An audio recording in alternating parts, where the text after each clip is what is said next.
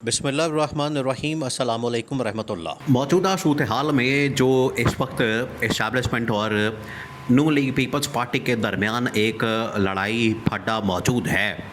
अब इसमें बड़ी ही ड्रामाई सूरत हाल पैदा हुई, बहुत बड़ी सूरत हाल, और इतनी बड़ी डेवलपमेंट हुई है। ये राणा सनाउल्लाह ने, आप समझे कि ऐसा काम कर दिया, राणा सनाउल्लाह की जानिब से इस तरह की हरकत की गई है, ये बिल्कुल उड़ते तीर वाली मिसाल राणा सनाउल्लाह के ऊपर फिट बैठती है।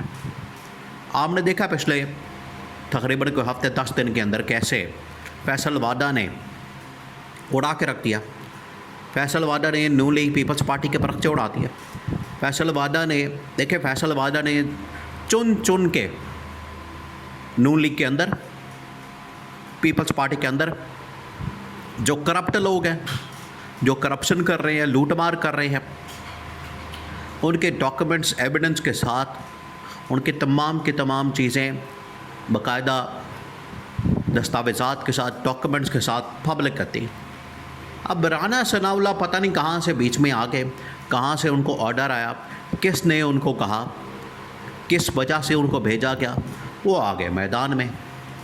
उन्होंने आके अब फैसल वाडा के ऊपर हमला कर दिया और फैसल वाडा के मतलब वो मुग़ल्लज़ात, गालियाँ और इस किस्म की घटिया बातें करना शुरू कर दी। ये असल में ये फैसल वाडा के मतलब बात नहीं की गई, ये आपने बात चेहरे पर रखनी है। जिस तरीके से इस्टेब्लिशमेंट ने फैसल वाडा को मैदान में उतारा है, तो फैसल वाडा इस्टेब्लिशमेंट का एक चेहरा, एक नाम है। बिल्कुल उसी तरीके से राणा सनाउल्लाह को पता है कि जब आप फैसल वाडा के ऊपर हमला करेंगे, फैसल वाडा के मतलब बात करेंगे, तो इसका मतलब है कि आपने इस्टेब्लिशमेंट के ऊपर हमला किया, इस्टेब्लिशमेंट के मतलब बात की। तो राणा सनाउल्लाह को इस बात का पता है। इस वजह से राणा सनाउल्लाह ने इस मौके को देखते हुए, इसको सामने रखते हुए फैसल वाडा के ऊपर हमला किया कि जैसे ही आप इसके ऊपर हमला करेंगे तो आप इस्टेब्लिशमेंट को पैगाम देंगे, और इस्टेब्लिशमेंट को जो पैगाम जाएगा उसके ज़रिए से एक प्रेशर बिल्डअप होगा। देखिए, यहाँ पर गेम हो रही है प्रेशर की। यहाँ पर जो सारी सूरत हाल बनी है वो बनी है प्रेशर कि आप कितना एक दूसरे के ऊपर दबाव डालते हैं। अभी जो इस वक्त लड़ाई हो रही है, अखाड़ा जिस तरह से होता है या एक बॉक्सिंग रिंग होता है, तो उसमें आप दूसरे खिलाड़ी के ऊपर, अपने मुखालिफ के ऊपर प्रेशर डालते हैं, उसके ऊपर हमला करते हैं जब तक कि वो हार ना जाए।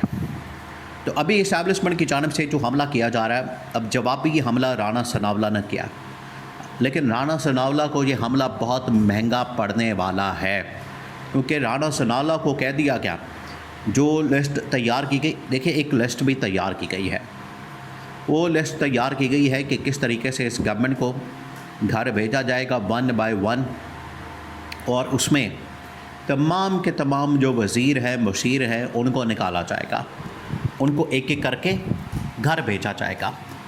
अब इसमें 3-4 बड़े नाम हैं, उसमें ख्वाजा आसिफ है, एहसन इकबाल है, उसके अंदर अता तारड़ है, आज़म नज़ीर तारड़ है।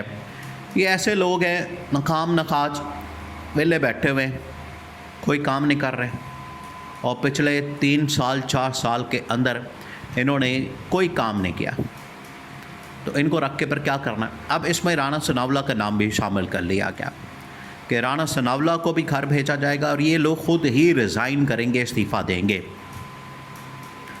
राणा सनाउल्लाह ने बिल्कुल आखिरी मौके पर एन टाइम 11th हार के ऊपर, इसकी टाइमिंग बड़ी अहम है। जो राणा सनाउल्लाह ने काम किया, जो बात की है, इसकी टाइमिंग आप देखें।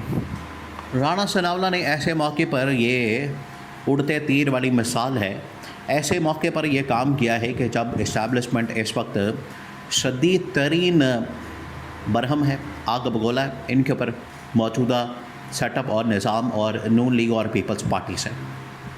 तो राणा सनाउल्लाह का नाम भी उस लिस्ट में डाल दिया गया, उस फहरिस्त में डाल दिया गया, जो कि लोग रिज़ाइन करेंगे, इस्तीफ़ा देंगे। उसमें अब राणा सनाउल्लाह भी शामिल हो गए। राणा सनाउल्लाह ने 2 बातें की। अब ये इस्टेब्लिशमेंट के ऊपर दबाव डालने के लिए राणा सनाउल्लाह ने कहा कि फैसल वाडा जहाँ से बात करता है, जहाँ से इसको चाबी मिलती है, लगती है, फैसल वाडा को जो लोग चलाते हैं हमें उनका पता है। फैसल वाडा इतनी बढ़ के ना मारे, इतना बढ़ चढ़ के बातें ना करें।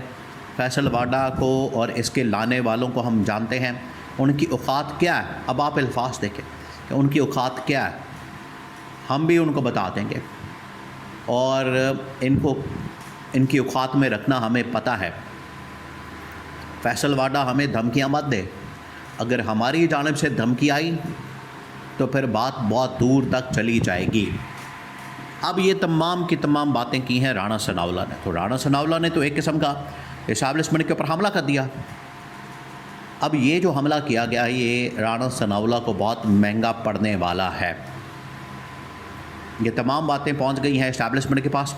इस्टेब्लिशमेंट ने सब कुछ नोट कर लिया, तमाम चीज़ें नोट कर ली हैं और उन्होंने पूरी लिस्ट बना के इस वक्त गवर्नमेंट के हवाले कर दी है और इनको बता दिया कि बाकी जो लोगों ने घर जाना है, बाकी जो लोगों ने इस्तीफ़ा देना है, वो तो आप साइड पर रखें। सबसे पहले तो आप ये राणा सनाउल्लाह को फारिग करें। देखिए, अब आप इस बात को समझें क्यों राणा सनाउल्लाह को इस बार सीट नहीं दी गई।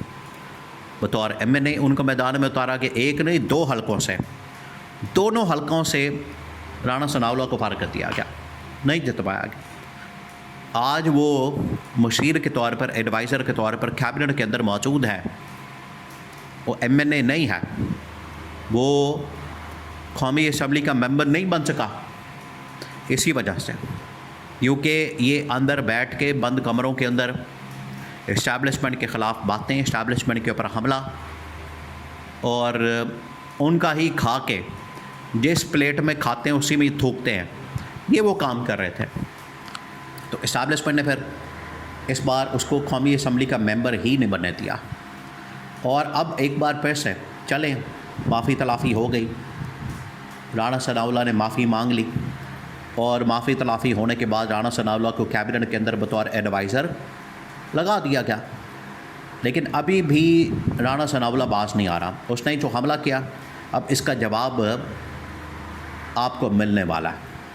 और शहबाज शरीफ को जो लिस्ट भेजी गई है, शहबाज शरीफ को जो नाम भेजे गए हैं, उसमें राणा सनाउल्लाह का नाम अब टॉप ऑफ द लिस्ट आ गया कि इसको सबसे पहले निकाला जाए, इसको घर भेजा जाए, इसकी छुट्टी कराई जाए, क्योंकि इसने जो इस्टेब्लिशमेंट के मतलब फैसल वाडा के मतलब जो बातें की हैं उससे इन्होंने इस्टेब्लिशमेंट के ऊपर हमला कर दिया। इस्टेब्लिशमेंट ने अब फैसला किया कि इनकी फ़ाइलें, इनकी करप्शन की, लूटमार की, दौरों की, सैर सपाटों की, ये फ़ाइलें भी निकाली जाएँ, राणा सनाउल्लाह को भी बेनकाब किया जाए और सबसे पहले राणा सनाउल्लाह के इस्तीफ़े का इंतज़ाम किया जाए। ये पैगाम इस्टेब्लिशमेंट ने शहबाज शरीफ को दिया है।